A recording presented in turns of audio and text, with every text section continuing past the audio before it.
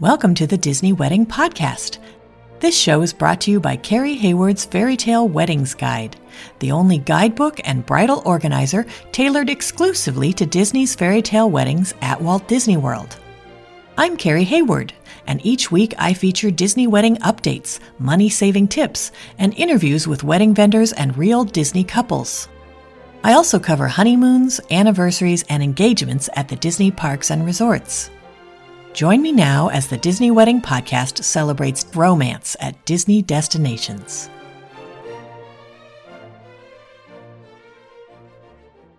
Today on the Disney Wedding Podcast, I am speaking with Stefani, Wharton-Ruby, and Aidan Ruby about their wedding at the Wedding Pavilion, with a reception at the French Island in EPCOT and an after-party on Sunset Boulevard in Disney's Hollywood Studios. I thought you guys would be interested to hear how they chose all these locations and how they planned everything and how it all turned out. So welcome, Stefani and Aidan.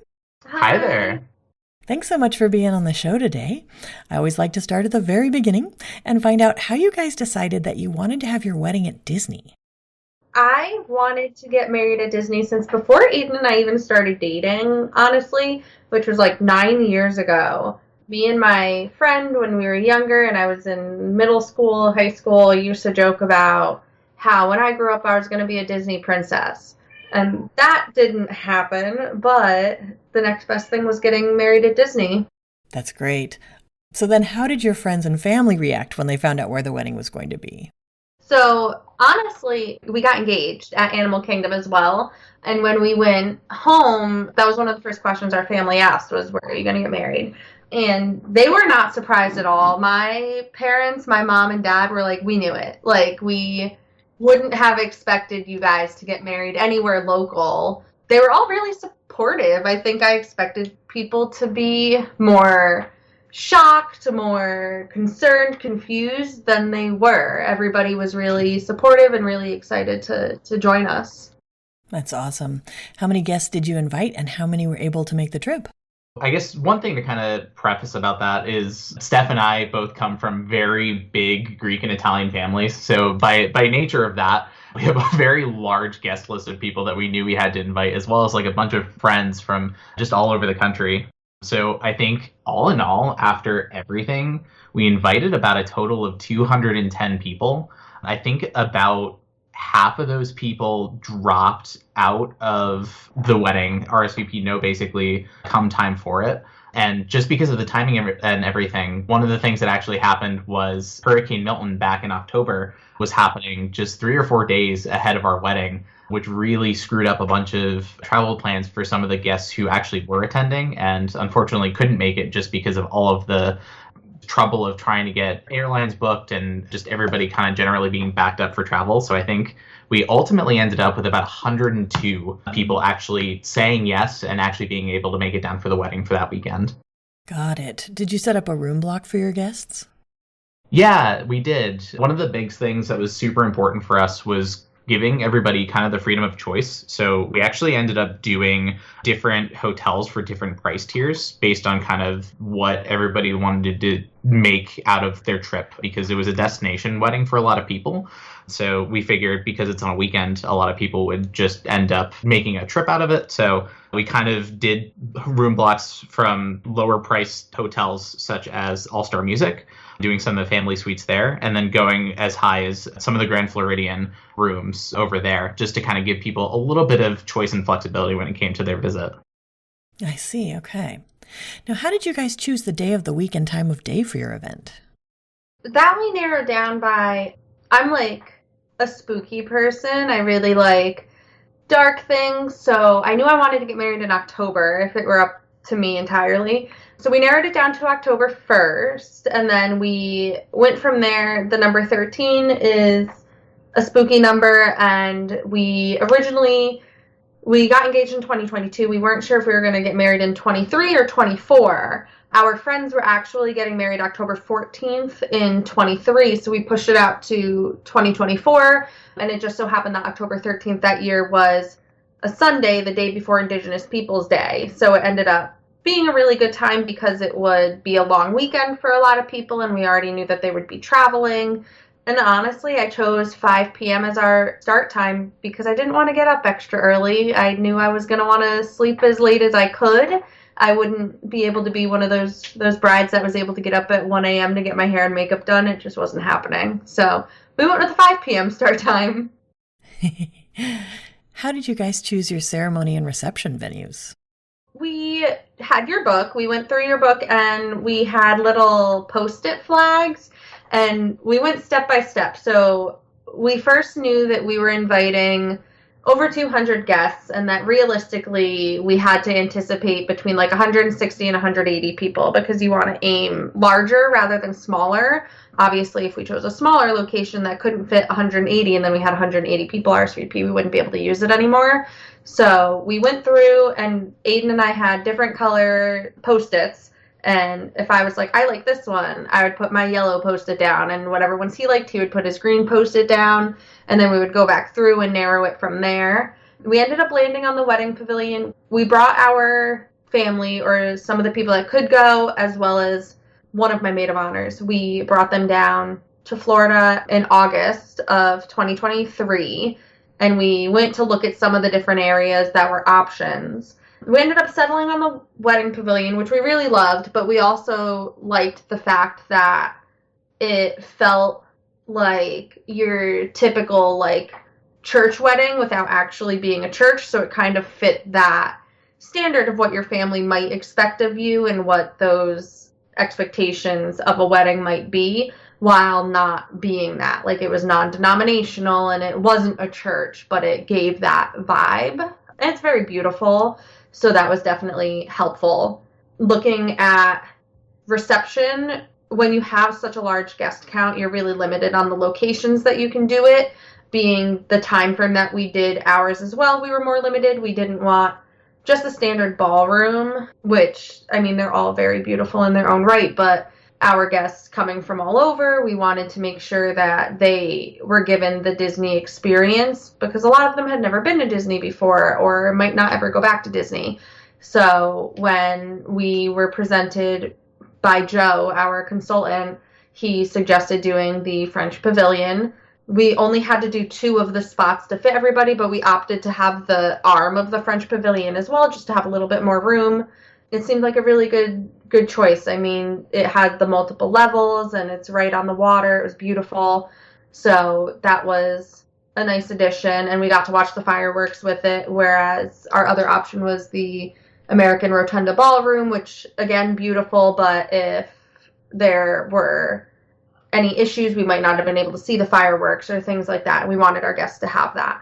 And then the Sunset Boulevard, like I said, I'm a spooky person by nature, and Sunset Boulevard, I always loved the aesthetic of it. It's very dark, but classy, elegant, like old style movie, but you have the Tower of Terror in the background. So it kind of combined both of my aesthetics into one, which I think was wonderful the way that it worked. It really encapsulated what I was hoping for our wedding, because our whole theme was like a spooky elegant.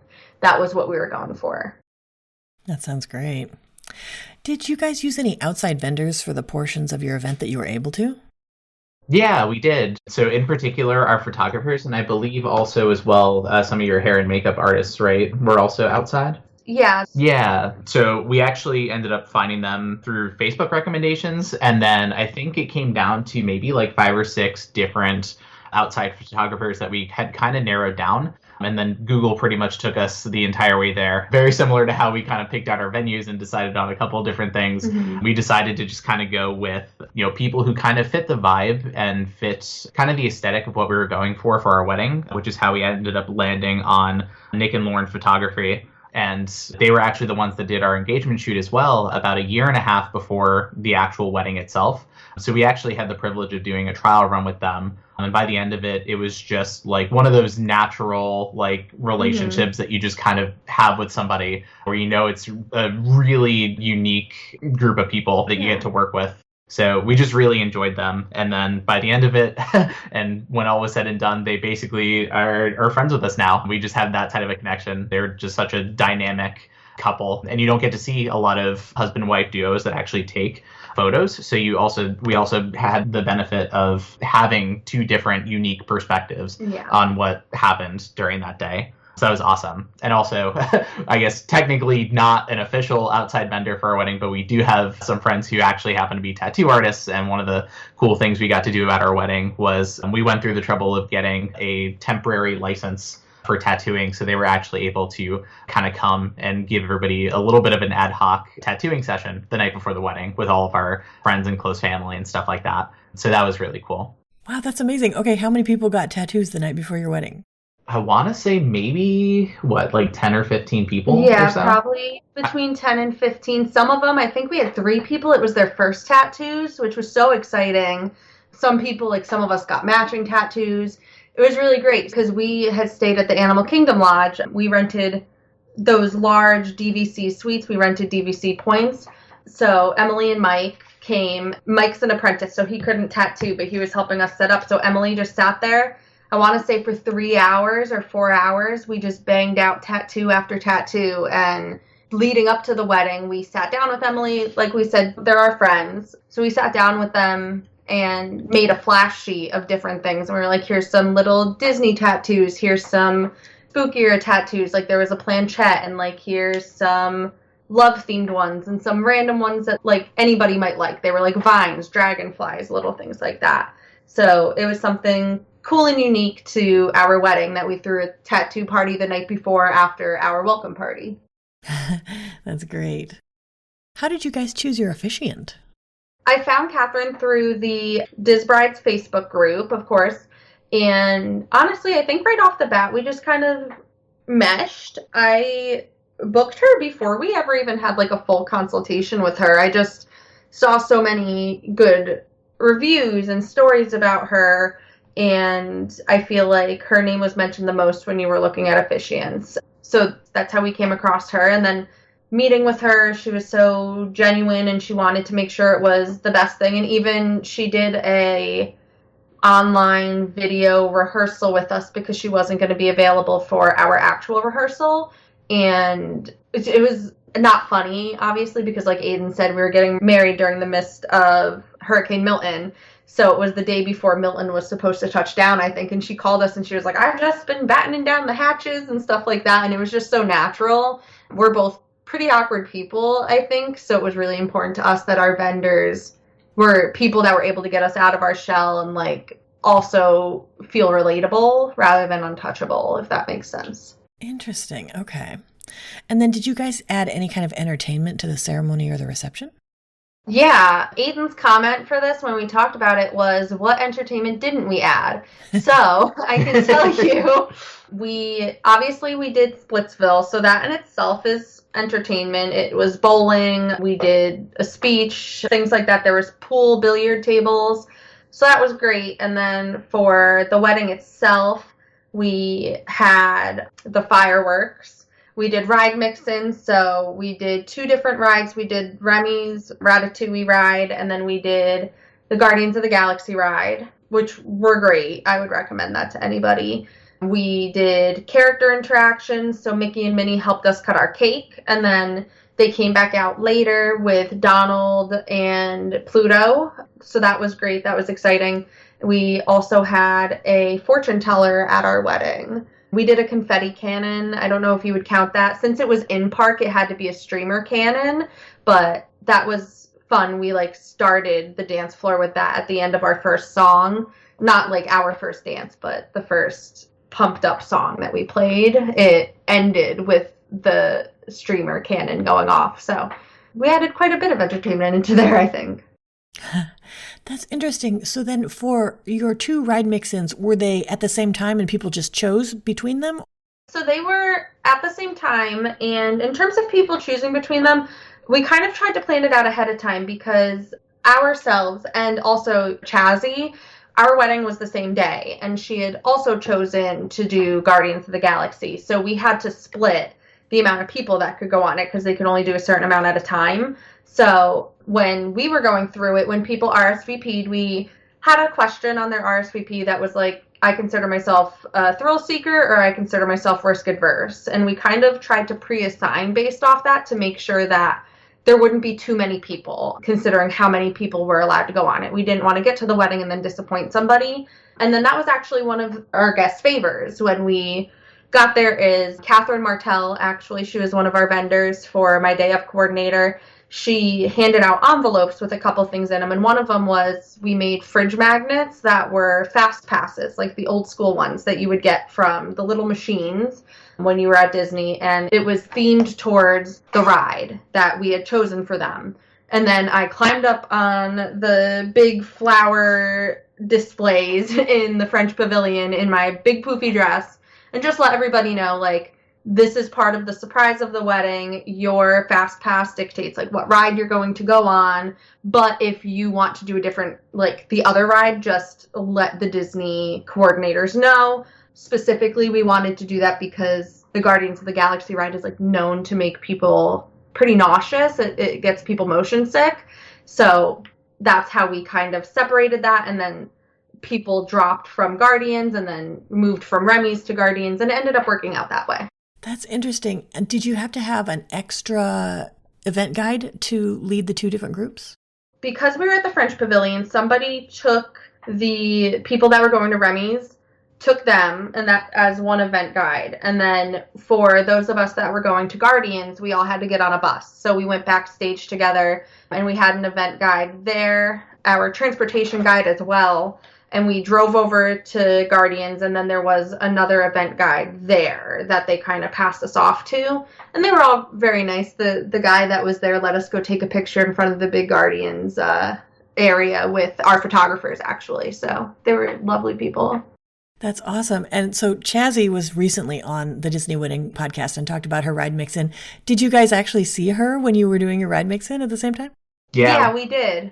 They came up to us together and they were like, oh my God, you're the other bride. And I was like, yeah, that's us. And we actually took a picture together and we talked about, they made Chazzy change her dress because it was too big, but they didn't make me change my dress. And she was like, how'd you get away with that? And it's like, honestly, they never asked me what my dress looked like. So I think when they saw my dress, they couldn't do anything because they never asked me what it looked like. I never sent them a photo of it. They just kind of had to like let me slide by. So I was like climbing in with this big poofy dress, but they made Chazzy change and we were talking about it. Interesting. Okay, that's great. I always love it when Disney brides and grooms can meet. Yeah, it was actually really great because I, after that ride, reached out to Disney and was like, hey, I want all of my PhotoPass photos. Like, I'll pay for them. But they gave me Chazzy's, too. So then I found her on Facebook and reached out to her and was like, hey, here's these because I got them anyways. Might as well give them to you. She was super grateful. That's awesome. So then for your reception at the French Island and then your after party in Sunset Boulevard, do you have any menu items or cake flavors that you would recommend? Oh my gosh, so many. So I'll condense it and keep it short. I think I took this one because I think we joked throughout the entire wedding planning process that I think there wasn't really much I had a strong opinion in except for the food. I think that was the biggest thing that I knew I really wanted to say in, just because like we're such avid Disney park goers. And I think just through all of the times that we've traveled together and gone to all the Disney parks so frequently, like we've just come to love like different food items. And we knew ahead of time that we could request certain food items from the park. So honorable mentions definitely go to the Ohana style noodles that they would make from Ohana in the Polynesian village. They were able to do those for us. And honestly, that was like such a big hit with all of our guests. Everybody loved it. Yeah, I don't think I heard a single bad thing about those noodles, especially when we hyped them up so much. Another big one was the cheeseburger spring rolls that they would have at the egg roll cart down at Magic Kingdom, right outside of Adventureland. So you were able to also get those, and we actually had those for our after party so that we could do a little bit of sweet and a little bit of savory as a part of our kind of after dinner snack buffet. And the other last big one that we did was the Mickey bars and ice cream carts. They had all different kinds, like cereal dipped Mickey bars and things like that. And the really unique part of that was, I think it was all bill on consumption, which was a really unique thing for us to be able to do, helping us get under a certain budget for what we wanted to do for the wedding. So that was a really helpful option for us when it came to like different food options that everybody liked, but also didn't break the bank as well. Right. Yeah, I think that that's super important to mention to anybody that's like planning a Disney wedding is anything bill on consumption, I think was very helpful for us with our budget because that's what we did for our bar. The ice cream bars were bill on consumption. And then we did Mickey pretzels too, actually, as another like savory option. And we were able to buy them a dozen at a time. So that's something more so like you only really pay for what you use instead of paying per person and having half of the people not actually eat it. Especially when you don't know what your guests like or what they'll want, or did they eat too much dinner and now they're not going to eat dessert. So it was a controllable expense. In a sense, it felt like it helped us a lot. That's a great tip. Did you guys do a wedding cake? Yeah, we did, because we came from so far away, all the way up in New York. We didn't want to do a super huge cake and then have to take it home with us because getting it across the country would be a little bit difficult. So I think we did like a 1 or 2 tiered. We did a cake. 2-tiered cake. And we only, I mean, honestly, I don't know what they ended up using, but we cut the top tier and it was delicious. Like our content creator, actually another outside vendor, our content creator, her name is Tommy Bryson. And she had a video she sent of us biting into our cake and both of us going, "That's so good, I want another bite." And then immediately eating some more of the cake. And I want to say it's probably the only dessert we actually ate the whole night, but it was good. It was, what were the flavors? It was, I think, toasted almond cake and Bavarian cream filling. Yeah. So that was what we ended up landing on. I think beforehand, when we were still touring venues and things like that, we actually did a cake sampler that the Grand Floridian provided, and our nephew, I think, sampled over all of them. I have to say, like, every option possible. Yeah, like 80 to 100 different combinations of flavors and fillings and all of that. And I think that was the one that kind of stuck with everybody. So that's how we ended up coming to that decision. So yes, and if you need a second option from a 14-year-old boy, he really liked the espresso cake with the Bailey's cream filling. Yeah, So our top tier was the toasted almond with Bavarian, and our bottom tier was espresso cake with the Bailey's filling because our nephew thought it was delicious. And he wasn't wrong. He wasn't wrong. I know we did the rest in cupcakes. So because there's so many cake flavors and options that they offer you that we didn't want to limit our guests. So instead of going for a larger tiered cake and having it be super extravagant but only being able to have 2 flavors or 3 flavors, we did, I think, 4 different flavors of cupcakes that were other than those flavors. So there was like a carrot cake with a guava cream cheese. Like there were a couple of fun different options, carrot cake with a standard cream cheese, things like that. So there was something for everybody. That's great. Can you tell my listeners a little bit more about your welcome party at Splitsville? Was it for 100 guests, and did you get food? It was originally for 114 guests. That's what we had originally RSVP'd for. Disney was able to work with us when our guest count dropped because of Hurricane Milton. That's how we ended up at 102, and Disney actually, they were really great with that. They refunded us for everybody that didn't come, which we didn't expect. But for Splitsville, like, we were already tied in, so for those guests that dropped, I think we ended up paying for 100 guests, but they allowed us to make up that difference in food. So we did already have some meal options, and we were originally going to do Animal Kingdom. Yeah, and I think for budgetary reasons, we decided not to because we realized that I think doing it in Splitsville was a little bit easier for people to get to, especially for those who were flying in that Friday. It just so happened, I think the first flights that went out because of the weather was able to get in that Friday night. And because Disney Springs was a little bit more accessible by bus, I think it just kind of made sense and was just a general win-win for us if we were to actually go ahead and move it. So we ended up doing Splitsville instead. And yeah, I think we were able to make up the difference. And like, I think we were able to add extra rice bowls and do donuts for everybody. So it ended up working where everybody was able to get a little bit more. And it would have been the same price as Animal Kingdom anyway, but we just got more value for our buck and was able to carry us a little bit longer as far as just keeping everybody who did show up sustained throughout the whole thing. So yeah, I want to say Animal Kingdom was like $15,000 for our guests, and we could only do 2 appetizers. So we originally, that's what we did. And then when you go through Disney, as you know, you're stuck abiding by Disney's rules, and we would have had to pay for transportation and everything. So it ended up getting closer to $20,000 after all was said and done. So we had opted to switch, and our welcome party was something we really went back and forth on because we were like, bowling, is that really like, it's not elegant, like, is that wedding? And I think that was probably some of our guests' favorite parts. Like, we really enjoyed it. And with all the guests that dropped off, originally we were only doing a taco bar and a slider station. And then with all the guests that dropped off, we added on rice bowls. So it was like veggie bowls, and I think there was chicken. And we added on dessert, which was Ghirardelli brownies and donuts from Everglazed. And we spent, I want to say, $12,000 instead of almost $20,000. And people were able to then go afterwards to any of the bars on site. Like, we put on our wedding website, like, we recommend going to CityWorks or, going to any of these other places that could be a good option because it was done at 7:00 and, let people decide from there. And I mean, the next day we heard a lot about how much people enjoyed Splitsville. So I recommend that to anybody. That's great. Can you give my listeners a timeline of how the wedding day all fit together? Yeah, so I can tell you from like my side. I know for the boys it's a little different because it takes them like 5 minutes to get ready. But with the wedding being at 5, I had 8 people in my bridal party, like between the bridesmaids and the maid of honors, and then my mom and my stepmom and Aidan's mom all were getting their hair and makeup done too. So I think Stacy got to our room. She had 2 people to help her. I want to say she got there around 7:30. And that's when we started hair and makeup, and food showed up around 9.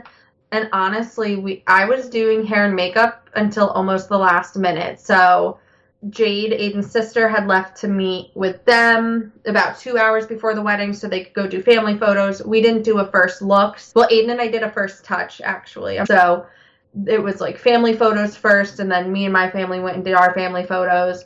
I think I left the Animal Kingdom Lodge myself around 2:30 to go to the Grand Floridian and do photos with the bridal party, see the groomsmen. We did a first look with my brother and with the groomsmen. Aidan and I did a first touch, not a first look. So we did that outside of the Grand Floridian. When that was done, him and his family all went over, and the groomsmen went over to the Wedding Pavilion and kind of settled in for a little bit. I did photos with all of my bridesmaids, so all 8 of them. My mom, my sister, my brother, my nephews, my aunt and uncle who helped raise me and their significant others, and my stepmom.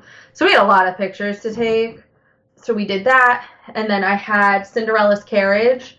So me, my brother, and my sister took Cinderella's carriage over while everybody else caught the bus over. And then I want to say I was in the bridal suite for maybe 15 minutes before it was time to get the party rolling. So our ceremony started at 5. By 5:30, 5:40, we were doing our photos outside at Picture Point. We left there around 6, got to EPCOT, and we went backstage EPCOT, and we were there by probably 6:30, 6:45 maybe. We didn't do a cocktail hour because by the time our guests got there, like in our mind, by the time our guests got there wasn't really time for it, and you have to pay by the hour of service. So it didn't make a lot of sense. So the bar was open, but there was no food. So dinner started at 7.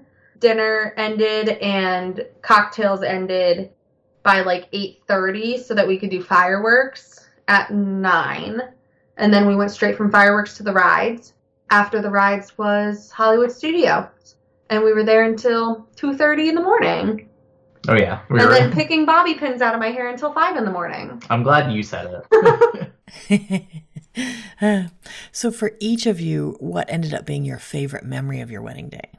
I think it's safe to say that for both of us, apart from, of course, the obvious, which was standing in front of the altar and getting married and doing the whole thing in Grand Floridian, I want to say, apart from that, which is super personal to us, I think the next, like, absolute favorite thing for both of us was the experience that we had doing the ride mix-in at Guardians of the Galaxy.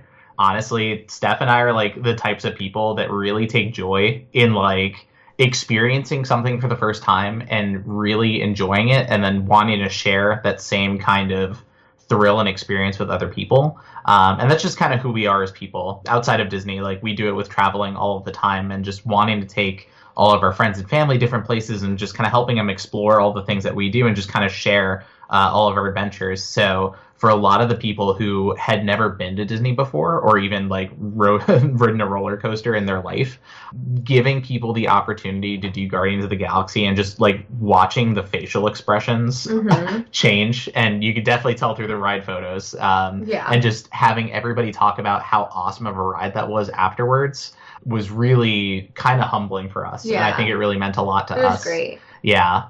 Having people talk about it for like days and weeks on end. I mean, it was just like really awesome to know that we were able to do that. And, you know, honestly, how lucky we are that we were even able to like get that as a part of our wedding. Cause that is not something you could say happens at like most weddings that you go to in your lifetime.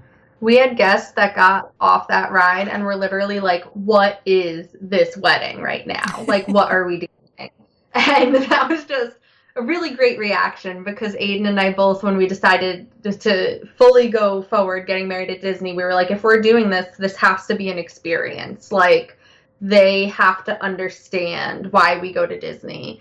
And I think we really succeeded in that. And then to piggyback off Aidan, because when we were talking about the questions, he said my favorite couldn't be the ride mix-in because it was his favorite, that I want to say the fireworks were something else. Like, it might be controversial to say, but afterwards I was like, if I had to choose between doing the fireworks or the characters, I would choose the fireworks again. Like, people were in awe. They were enamored. Like, social media doesn't matter, but that was shared so much amongst our friends, our family. It's like, how many weddings do you go to, or how many times do you get married and you have what feels like your own personal fireworks show? Granted, there were a ton of people watching it that weren't with our party, but it felt like it was just for us. And that was awesome. And you're so close to it. I had literally black soot in my dress, and I was like picking it out of Aidan's hair. Like, you're so close and just a part of it. And it's beautiful, and it's so unique and not something you get to do everywhere. That's wonderful. When you guys were planning, what were some of the most important aspects where you focused your attention or your budget? There were a couple things. So Aidan and I were engaged for a long time before we got married. It was like 2.5 years. So the first things that we started out with was, like I said, really making it an experience for our guests. So we knew that we wanted to do the different entertainment, like characters. We wanted to do the fireworks, doing Hollywood Studios after it closed. Like, so many of us were just saying, walking through Hollywood Studios with no one else there, it kind of felt illegal to be in Disney after hours. There's no one there. And that was just a great experience. The other thing we focused on was food. Like Aidan said, we're foodies. That was a big thing. It was really curating our menu from start to finish. We went to Disney probably 5 or 6 times between getting engaged and getting married, and we were trying food everywhere. And I had notes in my phone being like, I liked this at this place, that we ended up taking with us. Like the butterscotch pudding from Crystal Palace we had for our dessert party because we tried it when we were there once. So I think that was really important. And then our priorities shifted during our wedding planning because at first it started as making it the event, and then I don't know if you ever saw in the group, but my dad got diagnosed with cancer really late in our wedding planning. So I'm the baby of the family and also the only child that was going to get married. Like, my siblings don't really believe in marriage.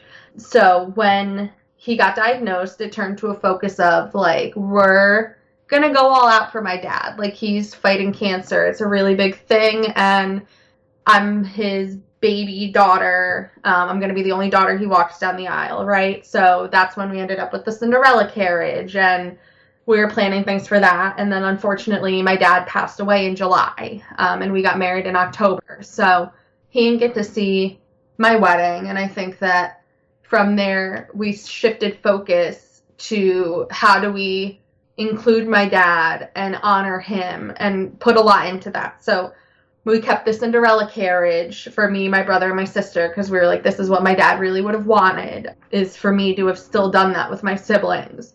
We hired a vendor here in Rochester, where we're from, Rochester, New York, and she rendered 2 paintings of me and my dad as if he did make it. So it's like him and I on Sunset Boulevard during like our father-daughter dance, him and I at Picture Point as if he were there, and we had that displayed at his seat at the ceremony.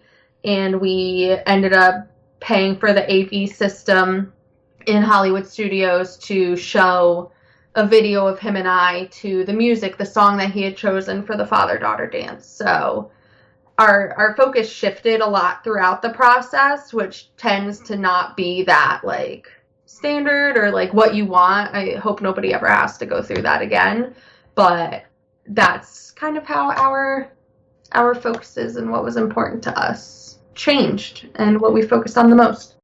Interesting. Okay. Were there aspects that were less important where you saved your money or just your effort? Yeah, I think so. I think throughout the whole planning process, we realized that there was a lot of stuff that we could have cut a lot of the costs and corners on if we were to kind of do things a little bit ourselves. And we kind of took a route towards a lot of DIY stuff, specifically when it came to a lot of the decor and floral. We just found that it was really a lot of money in our budget to include a lot of the kind of over-the-top decorations and florals that we wanted to have at our wedding. So I think, and honestly, all the credit goes to Steph for spending hours and hours on end during long car trips and stuff like that, just kind of scrolling through Etsy and just looking through all of the different things that like local artists and people online, or even just like cheap like build it yourself things on Amazon we could do to kind of just save a bit of money on that end. I think at the end of the day we probably saved about $30,000 or $40,000 when it came to just the decorations and the floral bouquets and things alone, just like that. And honestly, it worked out because it was exactly the way we kind of wanted it anyway. You know, we were still able to kind of make it ours, even if it wasn't necessarily done by Disney themselves. So that was super helpful.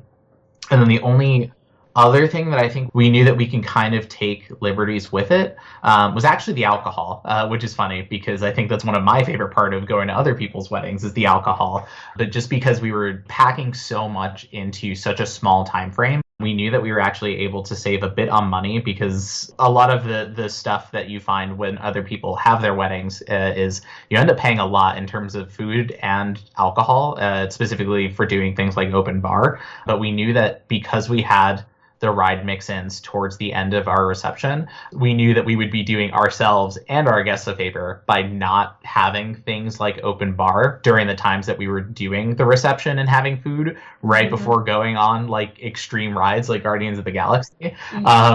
So we figured that, you know, less dizzy, pukey people who go on the Guardians ride will probably be better for it. So we were able to definitely save a little bit of money that way and just generally give people hopefully a little bit better of a time, even if it was a little bit drier than most receptions. And we were able to also kind of cut down a little bit on the open bar towards the end as well, because we had the after party for such a short time frame. But that part we were able to do open bar and still have a pretty good bang for our buck when it came to that. So I think those were kind of the things that were least important that we knew we can kind of live without, that made a huge impact as far as like getting everything else where we wanted it to be in terms of our perfect wedding. That's interesting. So going back to the DIYs, because you use the Wedding Pavilion and then 2 in-park locations, Disney has a lot of restrictions on what you can DIY there. What kinds of stuff were you able to do?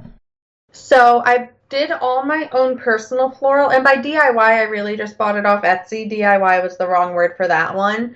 But for my bridal party, I wanted them to have little lanterns instead of bouquets, because I feel like bouquets are wasteful a lot of the time. They just get thrown in the garbage.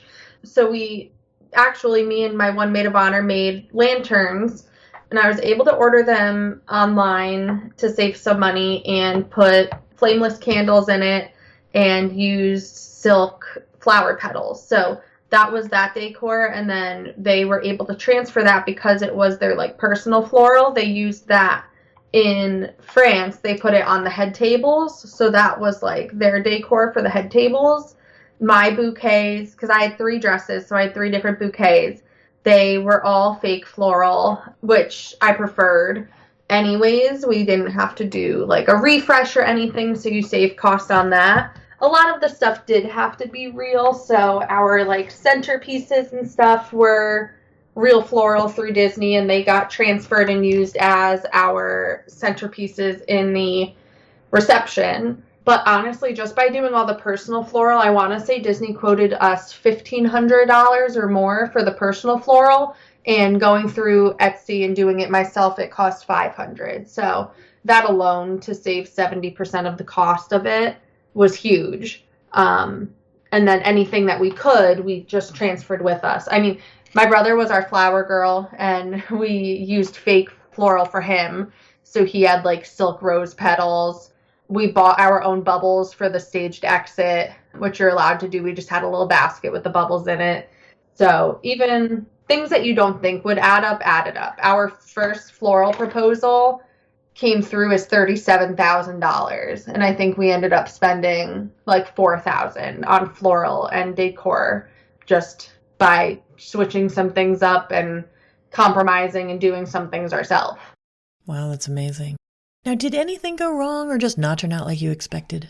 The two biggest things that really stick out really just come down to communication on Disney's part. I'll preface and say, like, our wedding was still amazing in the long run. But the biggest things were when we went for our rehearsal, we pulled up to the Grand Floridian. Our rehearsal was at the Wedding Pavilion the day before the wedding. And we were already cutting it close. So we went from our rehearsal to the welcome party, and we had to bring all our decor and stuff in for the welcome party at Splitsville. So we were already on a tight time crunch. And when we got there, the people at the parking booth told us that we didn't have a rehearsal booked. And we explained that we did. I was like, it's on my BEO. It's at the Wedding Pavilion. And he was like, nope, there is a different rehearsal happening at the Wedding Pavilion at this time. They must have moved you guys. You're not on my list, but you're probably at the convention center, which just ended up not being the case. They had us go park, and then I called my in-laws and was like, hey, where are you guys? Because they told us that we're not here. And they were like, nope, we're here waiting for you, and your coordinator, your Disney coordinator's here waiting for you too. So that was stressful in the moment because we had a ton of people that had to be there for our rehearsal, and we were already running tight. And then I would say the other thing, again, leads down to the communication is when I had first talked to Disney about doing Sunset Boulevard, they explained, like, you can only go in once the park is cleared. So we already knew that, and that was fine. But we had asked if after, like, the rides, if there was still time before we had to go, were we going to go back? Like, what were we going to do during that breakdown? And they were like, well, if there's still a lot of time, then you'll just go back to the French Pavilion, like where we were before. So when the rides were finished, all was said and done, they told us that Hollywood Studios was ready for us. And we were so excited because we were like, wow, this is ahead of schedule. Like, it's like 11 o'clock. They told us 11:30 or something like that, time range wise. And we got to Hollywood Studios, and then 102 people had to wait in 4 buses, I think, for an hour because they weren't ready, but they weren't telling us anything either. And there was even a point, it was like the weirdest thing, where they came onto the bus and they were like, we'll take just the bride and groom. And they were telling us, like, you guys get to see it first. This is what we have to do. And then we stood outside of the bus for 5 minutes, just all of us. There was like 3 of Disney people and us 2 just staring at each other. And then they were like, so do you guys want to get back on the bus? And we were like, what do you mean? You just dragged us off the bus. So what is going on? So a little bit of communication with that would have been nice, because we ended up having a lot of people, not a lot, but maybe like 5 to 10 people not even go to the after party from there. Like, they left on the first bus from Hollywood Studios because some of the kids fell asleep on the bus, or like everyone was really confused. They're like, why are we sitting on the bus for an hour when Disney didn't tell us anything either? They told us that we were good to go and then just left us sitting there. So that's upsetting, especially, I mean, you know, that venue is very expensive to go to. And I want to say our guests didn't get there until midnight, maybe even after, because they were just sitting on a bus from 10:30 or 11 o'clock until midnight. So that was frustrating. There wasn't really a resolution to it. I'm not the type to like go and complain, so I didn't reach out to my planner to complain about it, but we were definitely, that was the biggest thing that we were frustrated about. And some of our guests still talk about that, like, why were we on the bus for that long? And we just have to be like, I don't know. Like, we never knew why that happened. Interesting. Okay. Was there anything that seemed like a big deal beforehand or you were worried about, and then it turned out not to be a big deal? I think the only things that we worried about beforehand were probably the things that were like completely out of our control, like the weather. I think we were like glued to like Weather Underground and all of the different like weather channels and stuff probably like a week beforehand, and I think we had it very worked up in our heads about how our wedding was going to end up being. And yeah, it definitely did cause a lot of like travel issues. I mean, Steph's flight initially even got canceled. I had to drive down with our van packed of all of our different Etsy and bring your own decorations. But you know, that's just one of those things that you just kind of have to get through and reschedule. But come time for the wedding over that weekend, like the weather was beautiful. The biggest hurdle was just getting everybody there. Yeah. Which, like he said, a lot of people had to end up canceling, which at the time we were really upset about. But then you realize, you know, it was not controllable. Nobody knew how big Milton would be, and then nobody knew how minimal, like not minimal the damage was, but it didn't hit Orlando the way that they thought it would. So people's flights were my flight got canceled. Like people's flights were getting canceled, and not everybody was able to call the airline like me and be like, I'm the bride, I need to be there this day, so I need you to work it out.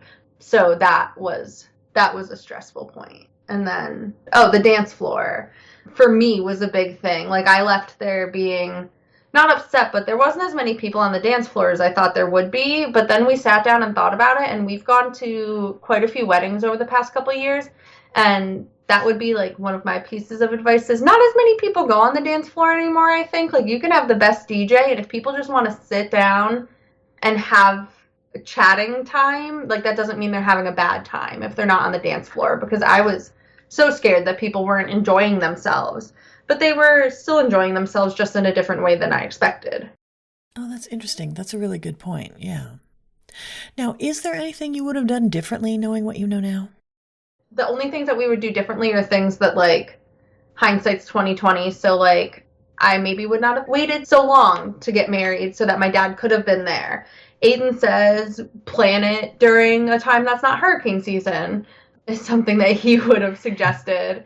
But in the long run, our wedding was beautiful. It was unique and it was special, and I think that people are going to remember it forever, and we're certainly going to remember it forever. So yeah, I think the things that we would have done differently are the things that we wouldn't have been able to change even if we knew we could change it. But I think all in all, we had an awesome wedding, and honestly, I wouldn't change one bit of it. That's great. Do you guys have any other tips or advice for future Disney couples? So I know that Steph writes it off, but I will reiterate because I know we mentioned it over the course of the show, but definitely keep track of when Florida is having hurricane season. If you're not married to the idea, no pun intended, of getting married in October, and you don't want to have or risk the possible like weather you might hit, definitely look at earlier timeframes within the year. And honestly, the only other piece of advice I can give is just general wedding advice that was passed down to me, and I really took to heart for my wedding, and I really found a lot of value in that, which is make sure that you're carving time throughout the entire day to just kind of take a beat and soak in the moment, and don't be so fixated on all of the little details that are going on, because they're not going to matter in the end. We spent a lot of time definitely during the course of the day kind of fixating on all the different little things that we expected to be there, or maybe things that weren't quite in the right place, and just kind of working with the coordinators and planners that Disney gives you, just to make sure that, you know, everybody's having a good time and things like that. And those are all important things to do, but definitely making sure that, you know, you're kind of in the moment and just taking time for you to just, you know, breathe and just soak it all in, because you only get one shot at this, and it goes so fast. Yeah, exactly. It's over before you know it. So that's just my general blanket wedding advice that I would give to anybody. Yeah. And is definitely served me well. So. And I would say, especially if you're planning a Disney wedding, I mean, it's said all the time in the Facebook groups and things like that, but Disney is not the most communicative, and like your wedding is the biggest deal to you, but they're planning 10 of these, 20 of these a day. Like, they are focusing on what's up and coming. In the long run, the majority of things Disney got right for us. And there were times where we were like, are you kidding me? There were times where our parents were like, Disney should be paying you for what you're doing for the wedding that they're not helping you with. But they still got it done for the most part. And some of the things that were wrong, if we brought it up to them, like they gave us the wrong cake serving kit. And we didn't realize it until like 2 months later because all of our stuff went back with my sister. They mailed us a new one. They engraved a new one and sent it to us. Like, Disney is, above all, a corporation that is about Disney, but they still do a really good job. And at the end of the day, you're going to have a great time. Your guests are going to have a great time. There's very few times that your guests are going to make it to a Disney wedding, if any other time than your own. Just take it in and enjoy it. And also, everything is customizable, from your wedding dress to your shoes to your menu, your decor. Don't be afraid to tell your planner, I don't like this. Can I do this instead? And the worst they can do is say no or suggest something else. But, I mean, it's your day. Everything can be customized to what you want. Got it. Okay. Well, Aidan and Stefani, I think you guys have offered a lot of great tips and advice for anyone who's interested in getting married or having a vow renewal at Disney, and I appreciate your taking the time. Of course. Thank you for having us. Thank you. That's our show for today. I'm your host, Carrie Hayward, inviting you to join me again next week for another episode of the Disney Wedding Podcast. Past shows and tons of photos for each episode are available on my website, DisneyWeddingPodcast.com. or listen in your favorite podcast app. And for instant answers to all your Walt Disney World wedding questions, check out Carrie Hayward's Fairy Tale Weddings Guide, available as an interactive ebook with continual free updates at fairytaleweddingsguide.com.